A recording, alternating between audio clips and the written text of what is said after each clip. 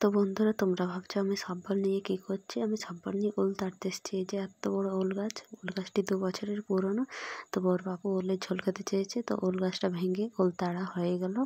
তাড়া হয়ে যাওয়ার পরে ধুয়ে দিচ্ছে ভালো করে। সামনে একটা পুকুর ছিল, এই যে বাড়ি চলে এসছে, বাড়িতে ধুয়ে শিকড়গুলো কেটে দিচ্ছে। 2 খণ্ড করে দিল বরবাবু। এই যে আমি এবারে কেটে নেবো, পিস পিস করে কাটছি। কাটা হয়ে গেছে প্রায়। এবার জলে ধুয়ে নিয়েছি, তো জলে ধুয়ে নিয়ে গরম জলে ভাপতে দেবো, নুন হলুদ দিয়ে নাড়াচাড়া করে ঢাকা দিয়ে দেবো।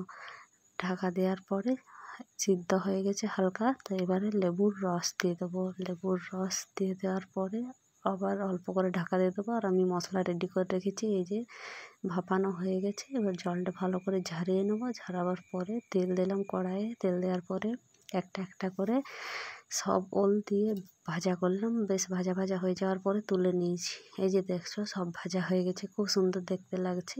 তার সাথে আলুও ভেজে নিয়েছি। এবার কড়াইয়ে তেজপাতা পেঁয়াজ দিয়ে দিলাম। পেঁয়াজ ভাজা ভাজা হয়ে যাওয়ার পরে আদা বাটা দিয়ে দিলাম। আদা বাটার পর রসুন বাটা দিয়ে দিলাম। এরপরে লঙ্কা, হলুদ, জিরে, ধনে দিয়ে বেশ নাড়াচাড়া করে নিলাম। বেশ মশলা ভাজা ভাজা হয়ে যাওয়ার পরে টমেটো দিয়ে সব কিছু দিয়ে নাড়িয়ে জল দিয়ে ঢাকা দিয়ে দিয়েছি। এবার হয়ে গেছে ওলের ঝোল। এই যে এবার খাওয়া শুরু। তো